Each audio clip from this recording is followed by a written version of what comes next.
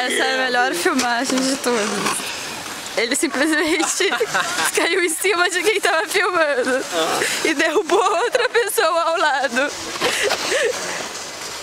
que antes de chegar tinha derrubado a placa amarela bem aqui.